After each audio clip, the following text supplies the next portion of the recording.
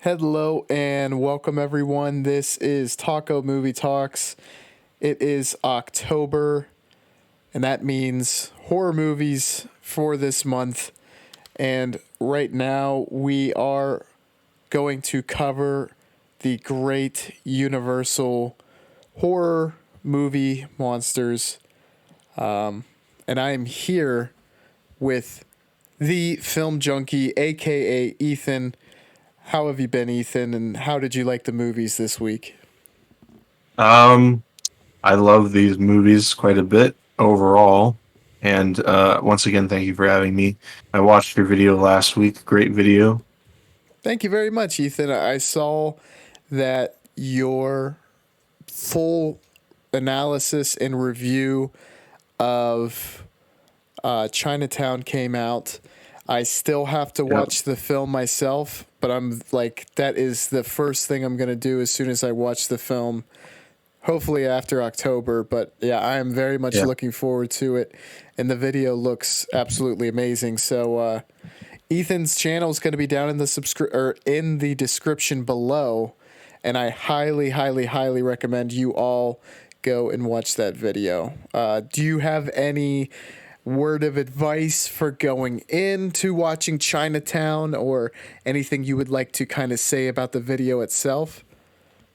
Well, just watch it, and Mm-hmm. then if you want, just come and watch my video and get my take on it.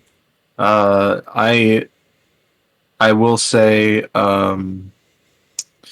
that for this part three, I finally got actual, real, good footage for the video, and I'm very happy about that. And then, so part three is probably the best part because it has the actual good video quality. I quite honestly, and I'm not just saying this because I like you, Ethan. I mean it. The whole video looks really professionally done. It's super well done. I think that if you like this material, if you like any movie analysis, if you like movies in general, you're gonna really like his channel. Because not only does he have short films, but he has great analysis.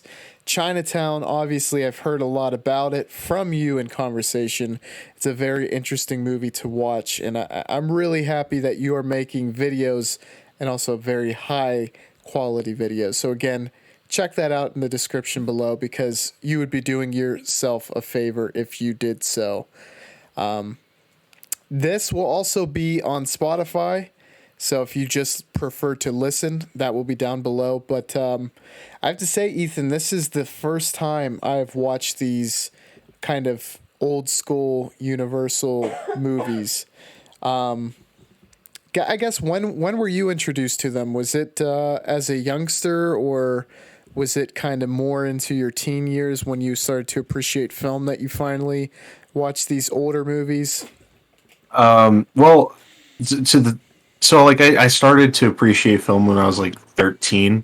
Mm-hmm. So like before then, I never really got into it. So I didn't. It wasn't until like a few years later that I got into the Universal monster movies.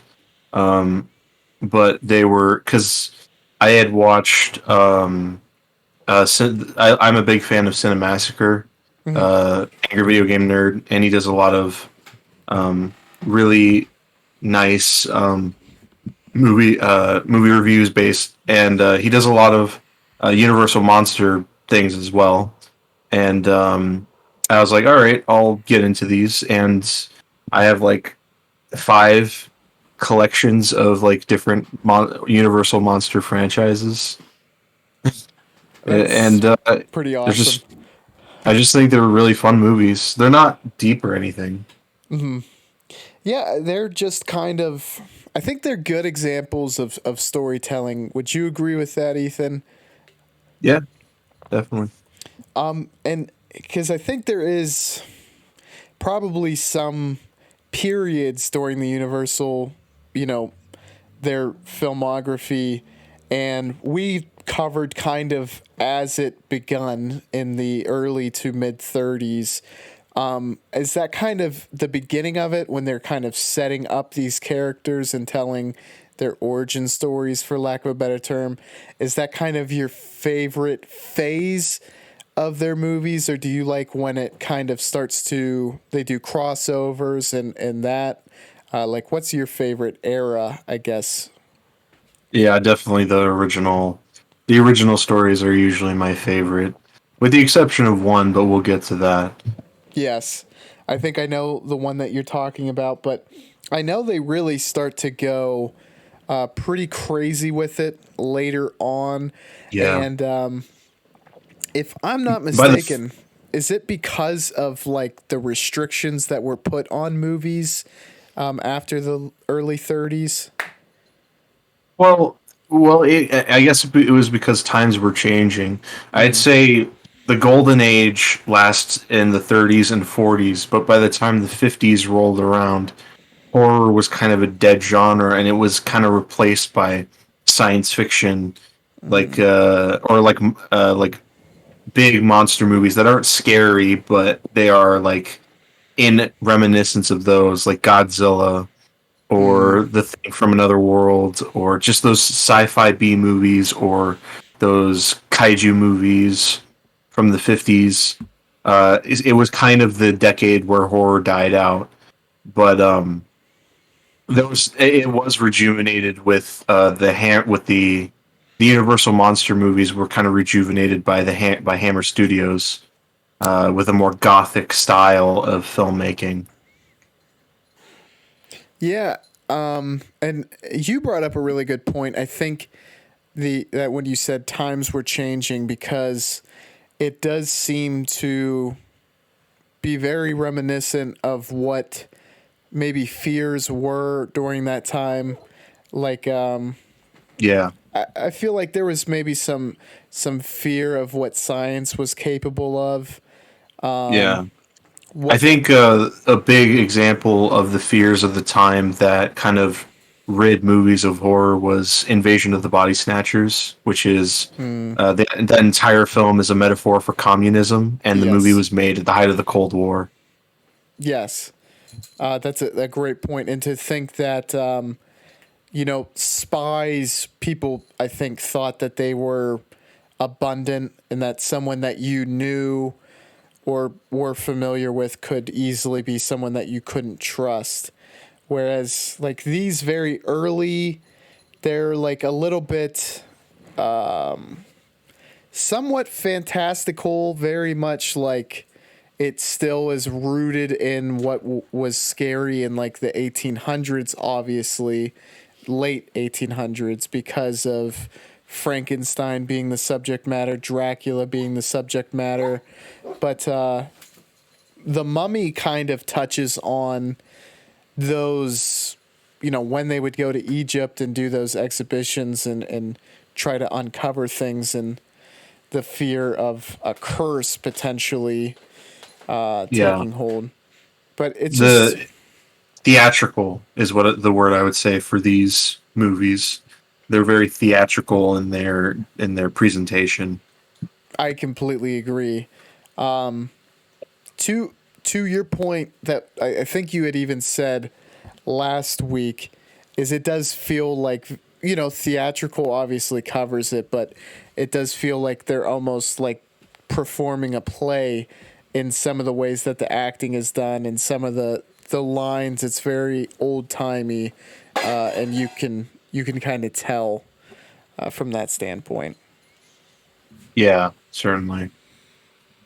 So let's kick things off with the earliest movie, I believe, of the bunch, and that is Dracula, directed by Todd Browning and Carl Freud. This is essentially, again, the telling of the story Dracula, how an insurance agent or real estate agent goes to sell to Dracula. The big difference is the look in this one. And we've talked a lot about this and how Dracula differs a lot from the look of what Nosferatu has looked like thus far. And I have to say, I thought Bela Lugosi was a standout, but besides that, there aren't a ton of things that I would be tripping over to compliment. One thing I can say is Carl Freund's cinematography. I think the very haunting atmosphere that he was able to create with that film is kind of revolutionary in a way. I would agree with you there, for sure. They do get that gothic kind of mood, very moody movie. There was certain I as far as I was concerned, this was one of the movies that I was kind of most disappointed with, though. And I'm not sure if you feel that way either. Well, I really like it, but I can understand why people don't like it. It's very slow. It drags quite a bit. Yeah, the pacing was definitely a bit off. I was a fan of Lugosi, right? And I had heard so many tremendous things about him, and obviously his makeup was very striking, where he had a lot of depth going for him as far as menace, but also kind of being like this force that could kind of pull people into his web, for lack of a better term. Yeah. I was not crazy about some of the acting outside of Lugosi, though. No. Renfield, I thought I liked the monologue with Renfield. Him Renfield talking was about the great. rats. Yes, Renfield was. He might have actually outdone Lugosi, and I completely forgot about him. I'm glad you brought Oh him yeah. up. Yeah, the scene where he's looking up from the stairs with that wide grin and the eyes, it was pretty creepy. Yeah. And that is because I know that you're also a big fan of Nosferatu the Vampire. And I think even in Nosferatu, the original, Renfield is a character that really gets to stand out in this story. But he did a Yes. tremendous job. And I believe that actor is in a few more of these movies if my facial recognition was correct. I felt like I was able to spot that actor in at least a couple other of these movies that we watched. Yes. I believe he is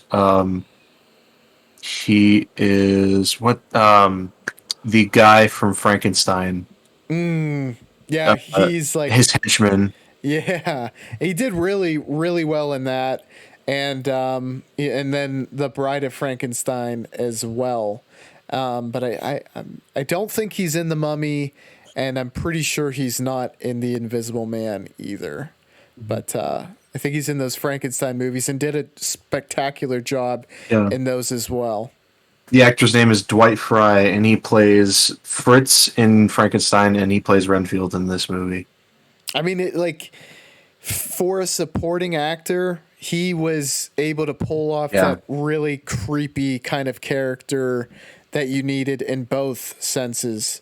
Well, I also kind of prefer the structure of it because one big deviation that this movie has from the book is that in the book Jonathan Harker goes to Transylvania because he's the real estate agent, but in this movie it's actually Renfield that goes to Transylvania. So I thought that was an interesting twist. I think it personally worked better.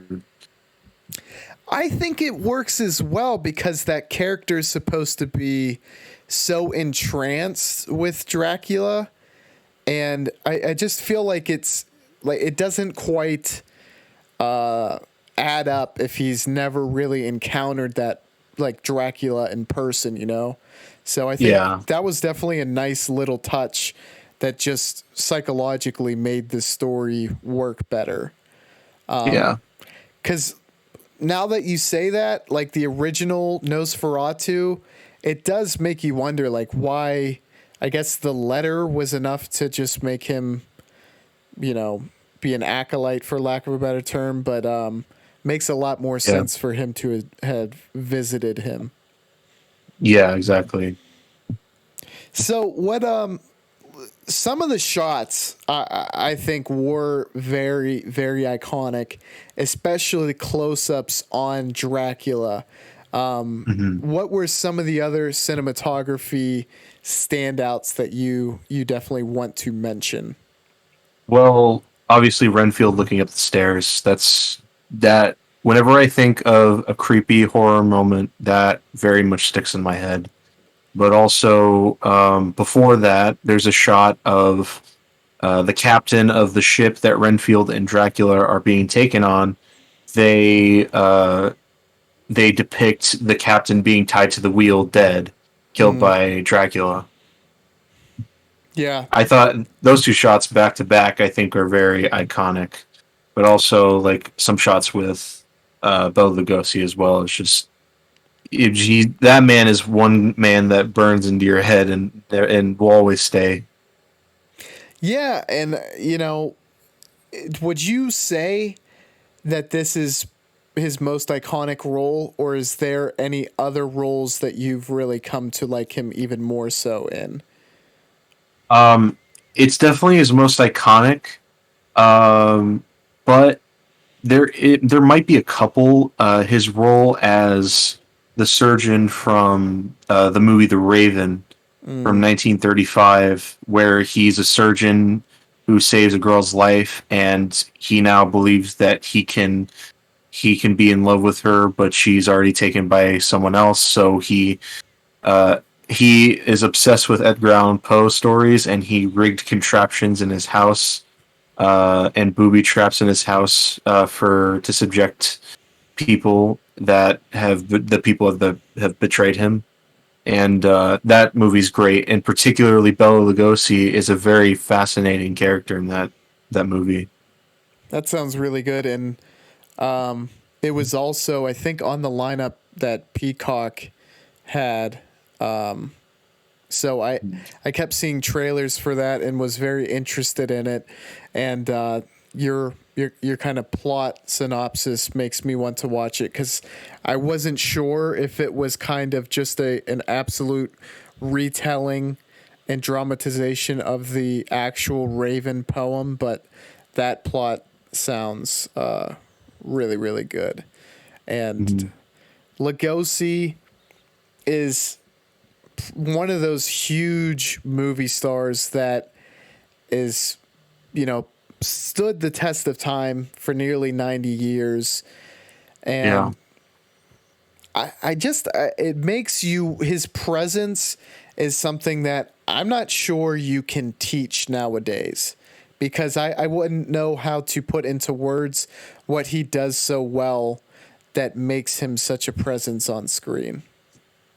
Yeah. He's got a deliciously sinister voice, uh, and the way he delivers his lines is very. He takes his time with every word because he's a vampire, and vampires live a very long time. So he obviously like has all the time in the world to him. Mm, So he just savors every line. yes. I mean, that's a really good point and something that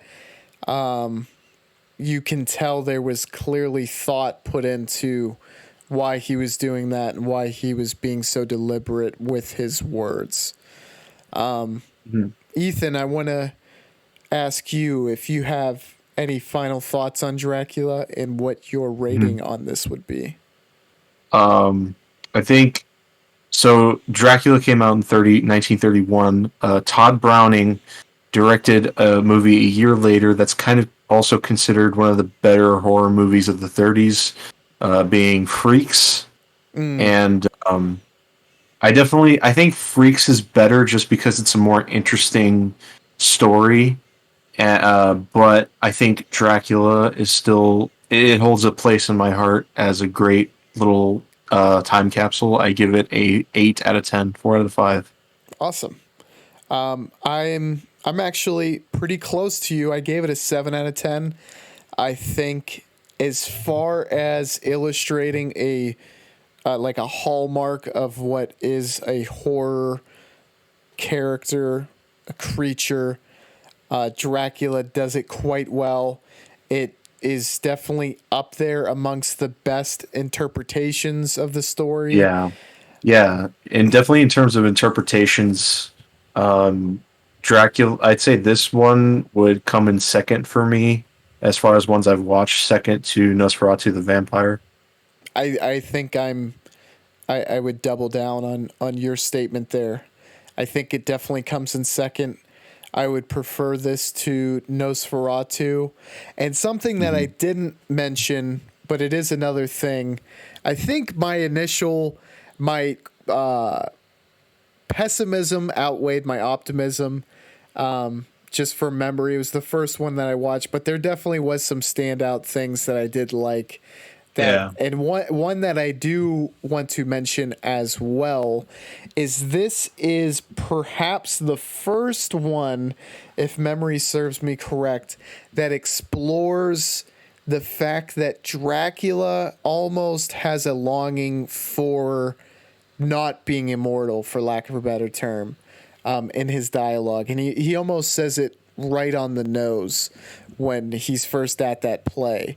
And that is something that people who aren't familiar with the text, like me, like I have not read the whole book of Dracula, but it's not something that I really realized was a huge motivation for him. And that it's like you start to live so long that it almost becomes a curse or a burden. And they do explore that in this one, which I thought was really Um, neat. Interesting. Definitely, if you're looking for that type of thing, then Near Dark, directed by Catherine Bigelow, probably my favorite vampire movie in general. I definitely want to check that out. And when you said that was on Criterion, my ears definitely perked up and very much Yeah. wanted to watch that. The next movie also came out in 1931 and also inspired by a text from the late 1800s. And that, Early 1800s. early Sure. Yeah. 1800s. 1818. Oh, damn. Wow. So Yeah. Very young, very old. over 100 years prior to the filming of this, and that is Frankenstein by James Whale, which is basically the story of Dr. Frankenstein creating life from dead tissue and people basically thinking he was a madman during this time, and how this monster soon became out of his control. And this one was kind of exactly what I was looking for while watching these movies, because to me, watching this, I was like, I felt it stood up to the test of time really, really well. And what are your thoughts on Certainly. that, Ethan? Certainly. I mean, I think James Whale is easily the best one to direct a Universal horror movie because he made the three best in my opinion. And I think it has a lot to do with the pacing of his films and the structure that he builds his films on. He never takes himself seriously, and he has a lot of fun with these properties in a way that just you can get behind. It never drags. It's very theatrical and interesting, and ultimately, I think it's a formula that worked for Universal. I completely agree with you. James Whale seems to have kind of nailed the formula. He's able to put kind of sinister spins on things, but again, like you said, doesn't take himself too seriously. And this film and another one of his films has the blessing, I guess, of having Boris Karloff, because I'm a Mm. huge fan of Bela Lugosi, but I thought Boris Karloff and what he was able to do with the makeup and the character was just so tremendous that I am blown away. And I think that is how you pull off one of these monsters in the best way possible. I actually, as far as acting goes, I prefer Lugosi just because he's such a fascinating presence, Hmm. and just such a dominating figure in the world of Universal horror. Boris Karloff is as well, but more in the character sense.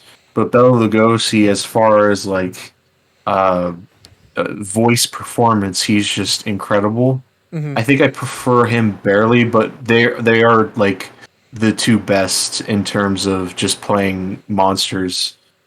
Yeah, they I would say their strengths come in different areas, and I think it very much is taste, and I like you, Lugosi is very close to Karloff in my mind.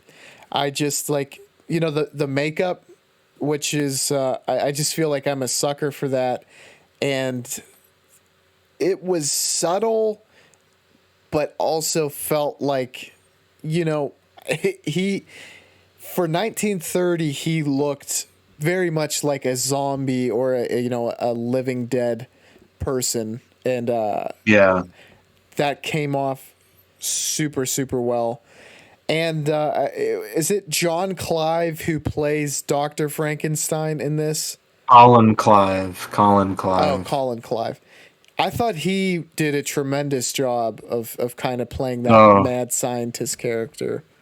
I love Colin Clive in this movie. Between this and the sequel, Bride of Frankenstein, he unfortunately passed away quite young. I believe it was about 37 when he passed away. Wow. But he just does a tremendous job with both the this and the sequel. He's pretty much electric while he's on screen, and has some of those moments where his over the top line delivery is just right on where it needs to be. I mean, the iconic line, it's alive, is like just completely holds a huge place in cinematic history, and yeah, he was Yeah, great in his role. of course, yes. I also thought like certain scenes really stood out to me, and I'm just gonna rattle off a few. Obviously, kind of as the experiment is taking place, where Dr. Frankenstein is trying to bring his monster to life. I thought that was all just super great and eerie. The Yeah, scene where I'm not sure if he is a fisherman, but it is the father of the child who drowned, as he's yeah. carrying him through like the Oh, town center. That's one of the best scenes in the movie for sure. oh. Visually, it's one of the best, easily. I mean, just the wide shot of him just walking through town with his dead daughter. That is to me brilliant visual filmmaking. Yeah, it was amazing. Because for one, the way he was holding the daughter, it kind of harkens back. It's kind of a famous painting. I believe it's the Cain and Abel painting. I'm not sure if you've ever seen that, but it's almost like it's also a little Enough. bit reminiscent of Virgin Mary holding Hmm. his her son Jesus after he died, but it's just the way that they were holding the body. So Yeah, if you've seen that painting, you might kind of know what I'm talking about. But in the way that the whole town kind of ceases to do what it was doing, and all attention starts to go to him as he passes. You might not see this at all, but kind of the cinematography and the way that whole scene was orchestrated, for whatever reason, kind of reminded me of like a Kurosawa, like large oh scale yeah, scene. yeah. No, I know exactly where you're coming from. This sweeping epic shot is was definitely. I'd say it's the best looking shot in the entire movie. Yes. And superbly effective too. Yes. I loved that shot, which is a weird thing to say, considering how tragic it was, but it was just so powerful, and it's the standout, and I think I completely agree with you. I mean, it stands above the whole movie, and then I obviously the ending I thought was tremendous too, and Yes. it builds that sense of dread and that sense of terror in what's going on, and then it's like the monster's finally cornered, and it's just a great climax to kind of what they'd built up to that point. Yeah. I should mention that the cinematography was not done by Carl Freund this time. It was done by Arthur Edison. I never heard of him. He's definitely not nearly as well known as Carl Freund. And I don't love the cinematography. I think the strengths of this movie come from the direction and the pacing and the structure, but uh, I think that one shot was glorious and captures film in a way very few could back in 1931. Yeah, it's something that still is a great shot, and it's something that gets replicated, and for a very good reason because of how powerful and how poignant it is. Ethan, any final thoughts on Frankenstein, and also what was your rating on this movie? I love it. Not quite my favorite. Um, not quite my favorite Universal monster movie. Not my favorite original monster movie from Universal either, but it's very very close. I give it a 4.5 out of 5, 9 out of 10. Yeah. So again, I'm very close to your rating. I gave this one a 4 out of 5. I thought it was just a really great movie, and yeah, some of those scenes were just top notch for sure. The next movie, Ethan, would you like to do the honors and give a quick summation of The Mummy by Karl Freund in 1932?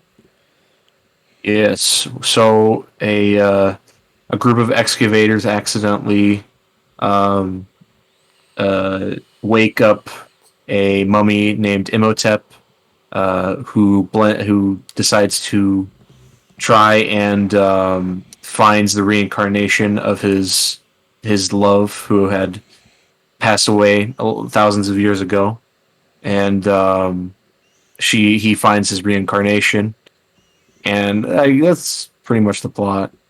Yeah, I would agree with you. I would say from a subject matter point of view, this was it's one of the more interesting stories. I think it fits right into the level of interesting that kind of Dracula and Frankenstein go into, because I know growing up I always thought ancient Egypt and kind of the curses, so to speak, that were said to be uncovered when they were doing these excavations. I always thought that was cool. What about you, Ethan? Um, yeah, I it's not my favorite like historical moment in time to study, but I definitely think a lot of the mysticism that revolves around that source material really blends into this movie. I love the atmosphere. That's my favorite part. Yes. And just a quick little side note, something that I forgot to mention originally with Dracula, that it also kind of touches on, is how it is always very much linked with the plague, and how interesting I thought that was always historically. But Yeah. back to your point, like, yeah, I thought that, kind of the mood going on with this was really, really great. And I also thought Karloff, again, nailed it with his makeup as the mummy, and then also as like the human version of Imhotep. He looked very creepy in it. It Mm. was close to how Lugosi's character could pass as like a, someone who could be like not a normal human, but someone you would see, but also very menacing and creepy nonetheless. So I I appreciated that big time. Yeah, I love the hypnotic. I love how hypnotic Boris Karloff is in this movie. It definitely proves that he has range. And the more I think about it, the more I say probably Karloff is better because Lugosi, I love Lugosi, but he kind of has one major type of character. It's not he has range within that, but it's like one sort of typecast character, whereas Karloff he went from like monster who barely spoke to monster with such a hypnotic voice he could put you to sleep. Yeah, I'm glad you brought that up too, because I think that does point a spotlight on something that I kind of took for granted as well, which is like this character is a large transition from what Frankenstein is. And I thought he pulled it off very well, like you said. I want to point out though that he's Frankenstein's monster. His name is not Frankenstein. Yes, yes. Get it right, everybody. That is like a huge thing that is always, even myself, obviously, as I think I just did it before. But yeah. No, I don't care. By the way, I just don't. I don't care. It's fine. Call him whatever you want.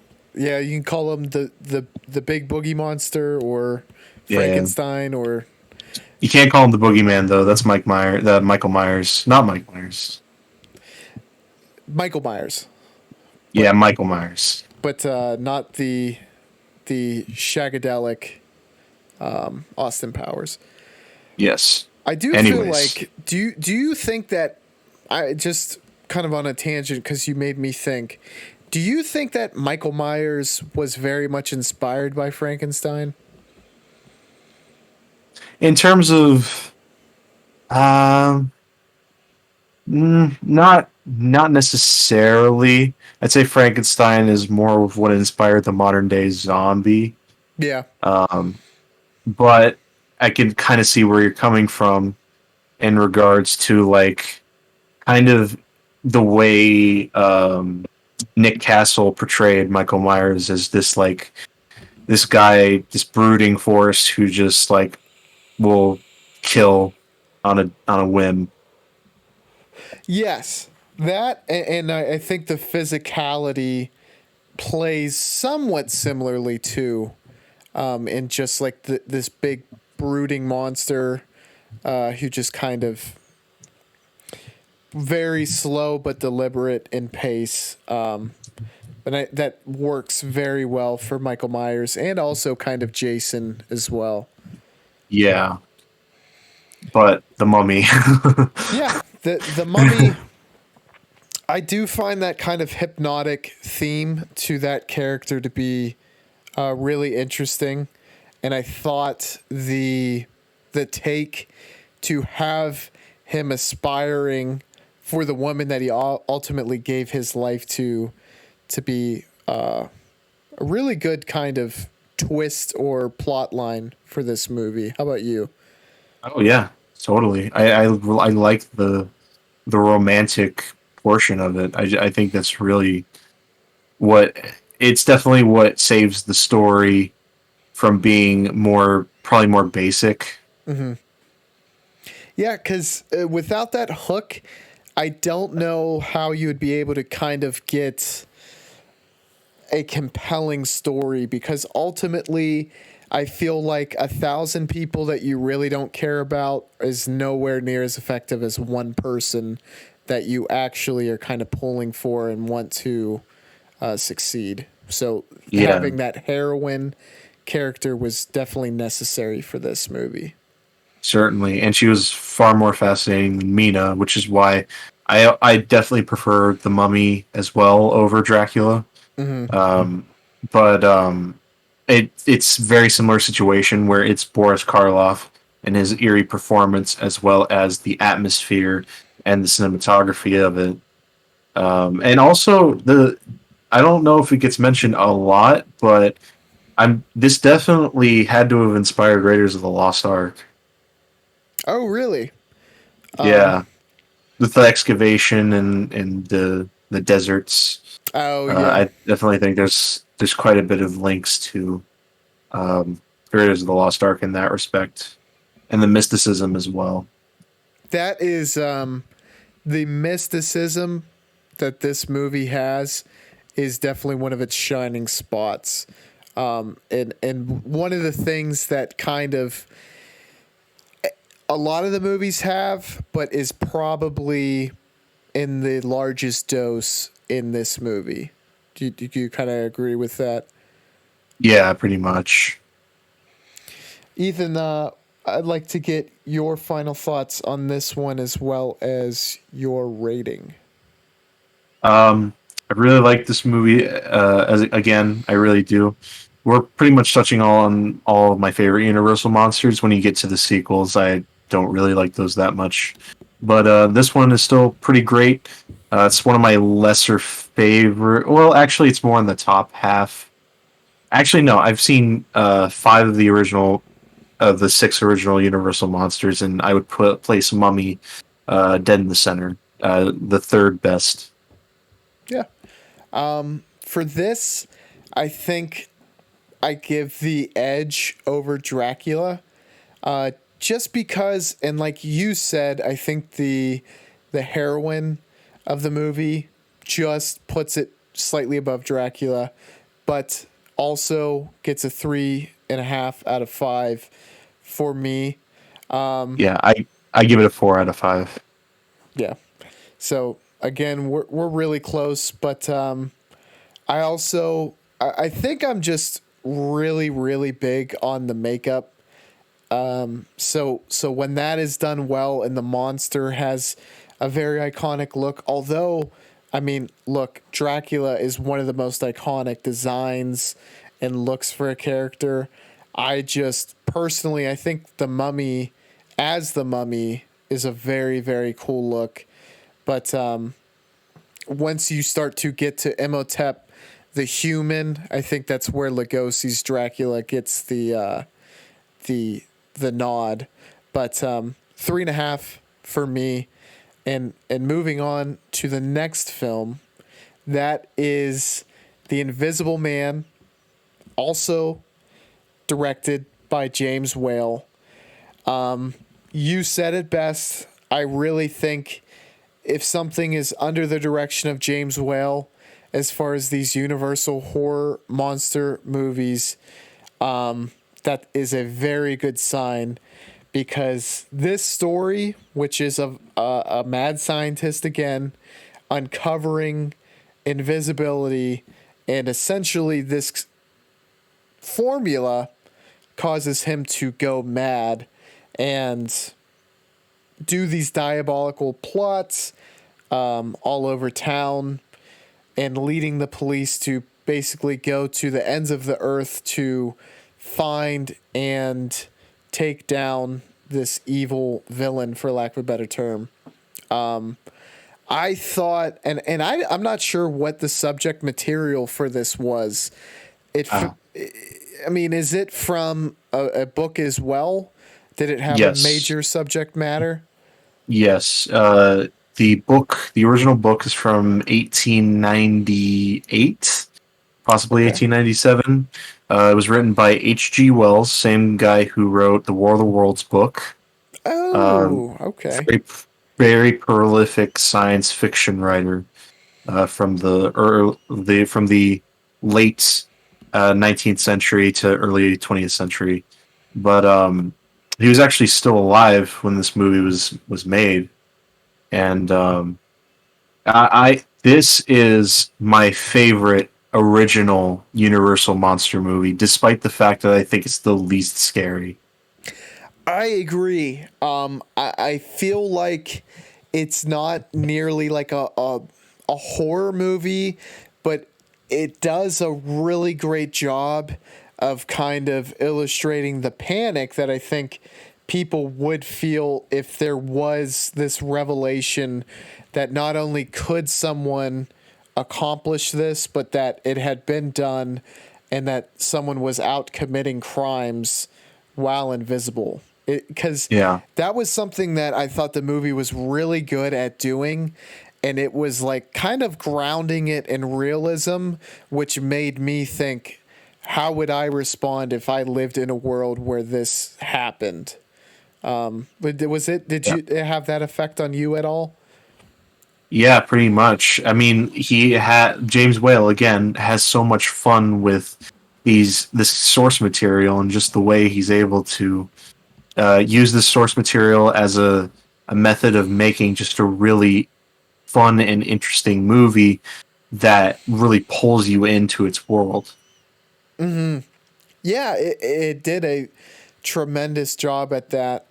And, I thought the actor playing the Invisible Man, or basically voicing over the Invisible Man, did a really good job of kind of giving him a foreboding, evil personality, for lack of a better term. And, like, this character came off as almost like a great early vision of what a supervillain could be, like a great antagonist for a film. Of course, yeah. I Also, I love Claude Rains. We keep talking about like all these people who played the Universal monsters, but Claude Rains is just magnificent because he's both body and voice, and the way he's able to use his body as a use of kind of exemplifying his voice, which is very powerful, which is key because he he's invisible, obviously, so you can't see any facial expressions. So for him to have such a rich, powerful voice, the tone of his voice is so just rich, and I just love just him and his rants. Him just goofing off is just so much fun to watch.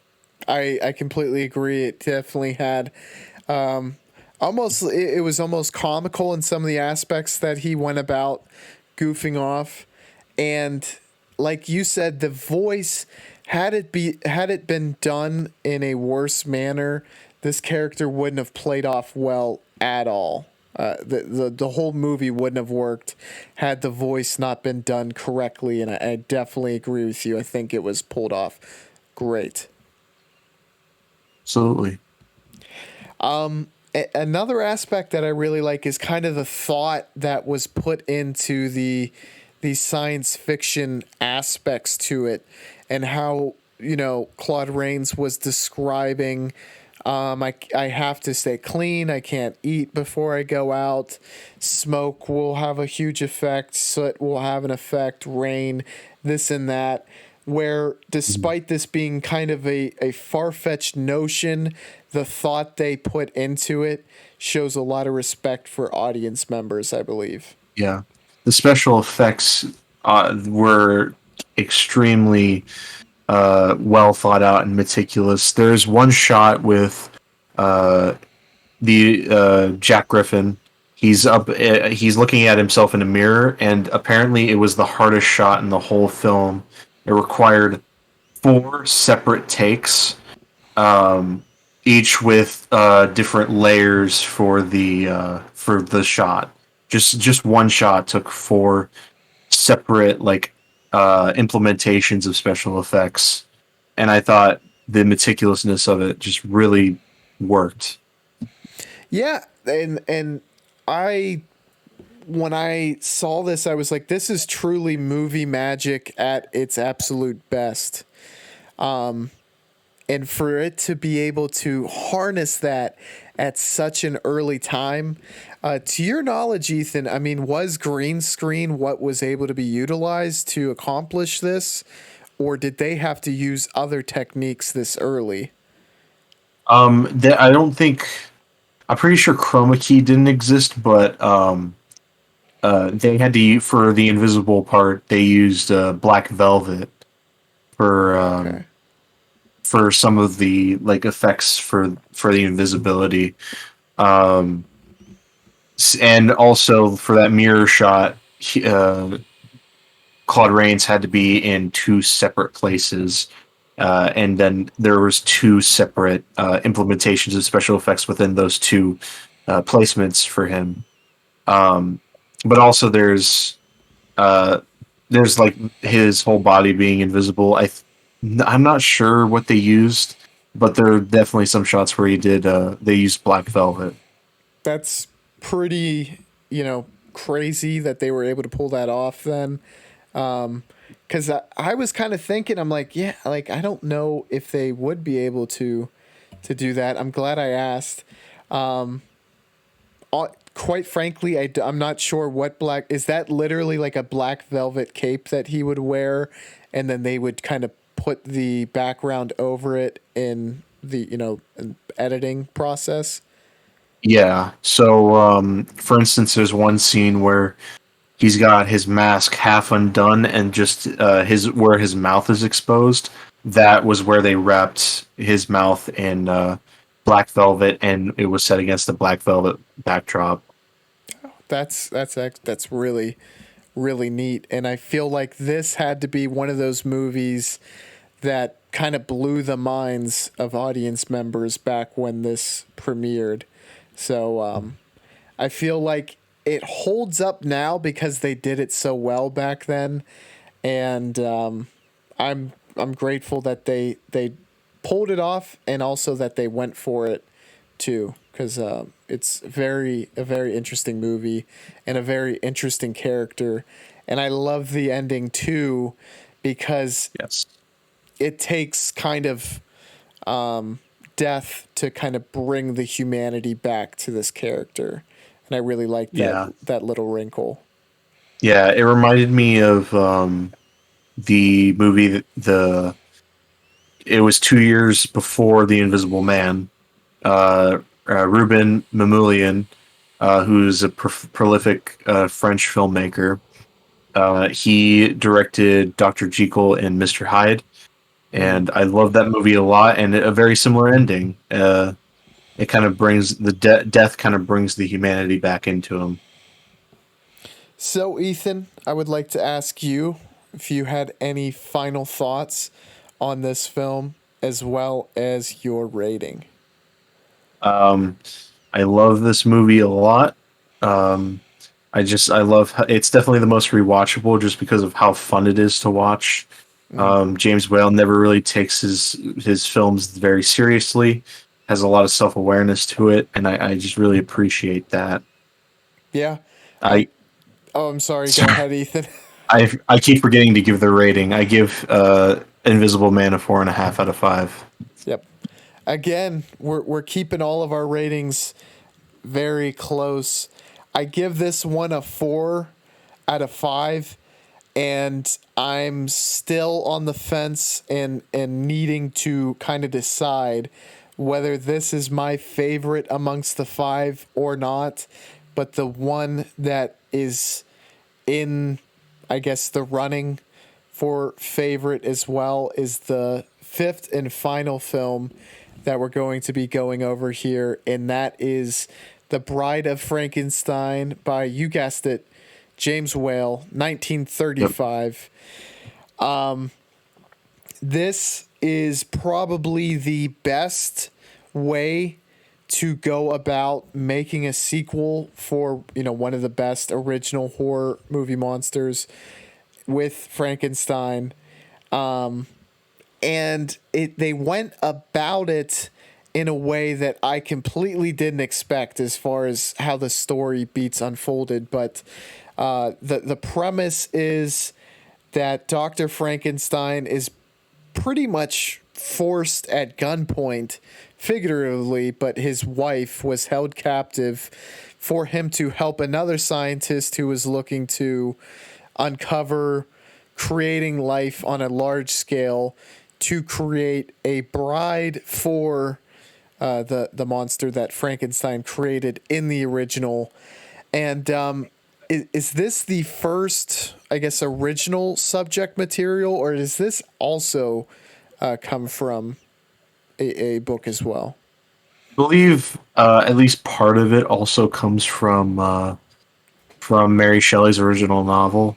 Wow. There's actually at the beginning of this movie, there's a depiction of Mary Shelley talking about Frankenstein, and they were like, "Do you have more of this story?" And she's like, "Oh, I have more of this story." And I I thought that was a really fun setup. I love that beginning as well. With Mary Shelley's husband, another man who's a poet as well, and then they're talking about how to follow up that great story, and that would have been such an easy. You could have easily just used the name of Frankenstein and created something that was very lackluster, but this was the perfect extension of that story. Did you feel the Yeah. same way, Ethan? Yeah. Well, I think we saved the best for last. I think James Whale perfected the uh, the adaptation of Frankenstein. I think he perfected his interpretation of the character of Frankenstein's monster. I think he really developed the character of Frankenstein. But I really think the way the monster as a character develops throughout this story, perfect. James Whale nailed it. Yeah, I really think that the depth that he gives to the character in this movie is like that's how you follow up such a great origin story, because there are so many layers that do get uncovered Yeah, through meeting the blind man, yeah, meeting the second kind of more evil scientist, to where you get a feeling for his thoughts and motivations, which is yeah, what you want, I think, from a sequel like this. yeah. While still maintaining that self-aware undertone, I think there's still a bit of self-awareness to this movie, and it's just he had so much fun with trying to one up his original movie, and I think he did it. And coming into this film, like I felt like maybe I had an idea as to what was going to happen, and I kind of expected the bride of Frankenstein to be unveiled much earlier than she was. And thank God they didn't kind of take what my original ideas were, because the late unveil and for her rejection to lead to the ending was the best way to end this film, I think. Absolutely, they didn't overuse her at all. It is kind of a misleading title. The bride doesn't appear until like about the last maybe 10 minutes of the movie, but the way they show her off is brilliant. And she has a very kind of very striking movements, a striking look, of course. It was a really kind of neat character to unveil, but for her to just kind of be the catalyst for how all these loose ends would be tied together was just it was just great storytelling, and done the Yeah, best way possible. Any absolutely. scenes that really stood out to you, Ethan? The ending, obviously, the ending is amazing. I love the sort of little moment with the blind man, and just I love how emotionally resonant this movie is. With also being self aware. There is a level of cheesiness, but there is some emotional heart to this, and like you really start to feel for the characters. I completely agree. And I think if you're not self aware about that, it's easy for audience members to kind of discount when you do truly go for those those wholesome moments like they did. So it ended up working out, I think, because of that, which Yeah, goes to what you were saying earlier. yeah, The scientific experiment, I thought the whole time that Dr. Frankenstein and the kind of evil scientist were working together, those shots are kind of iconic and just really was great place setting for what was going on and gave it a very eerie feel that was kind of one of the standout scenes for me throughout. Yeah, definitely. The reincorporation of the reigniting of life. Yes. That whole sequence was absolutely amazing. And then also I thought that as the tower that kind of was the setting, the ground zero for this terrible perhaps experiment to come crashing down was it was a great way to kind of just like here's part one and here's part two and I feel like that was a great place to leave this story as a whole because it tells the whole story I think for Frankenstein and leaves it off at a place that is suitable. Absolutely. What were your final thoughts and what was your rating for this film, Ethan? I would actually call this movie a masterpiece. I think it's my favorite film from the 30s. It's my favorite Universal horror movie. I think James Whale perfected the adaptation of these novels. As far as these adaptations of these novels go, I think James Whale perfected the idea of developing those characters, and this sequel, far beyond any of the other sequels in this Universal monster franchise. But as far as every Universal movie goes, a monster movie, I think this one comes out on top. I give it a 5 out of 5. There you go. I definitely agree. This is one of the masterpieces of this time period. It is a tremendous movie. It's amongst my favorite. The only one that is close in my mind is The Invisible Man. And I give this one a 4 out of 5. It was a great movie that I really, really like. And I think it's also, you know, Frankenstein, Bride of Frankenstein, Invisible Man, I think are just absolutely top tier and kind of Yeah. shine above the rest as far as I'm concerned. All three directed by James Whale. Yeah, he was able to illustrate these tales in a way that I think was kind of lost in the other ones, and it was palpable in watching those ones that direction was missing because his films definitely stand out and are really, really good films for sure. Oh yeah, absolutely. Any final thoughts, Ethan, on the Universal movies as a whole? I really enjoy them. I haven't seen all of them. I have yet to see Creature from the Black Lagoon. Definitely need to watch that, but I don't know if I'm gonna bother with any more of the sequels. I got really burnt out because the only series of Universal monster movies I managed to finish was the Frankenstein ones. Because apparently people really love Son of Frankenstein, which is the movie that came after Bride. And people say it's even better than Bride. I disagree. I still think Bride, and even the original Frankenstein are better. But I just that's the only other sequel of note. I think the rest are kind of forgettable, to be honest. Yeah. And I know that they kind of take off into kind of wild areas moving forward. Am I right on that?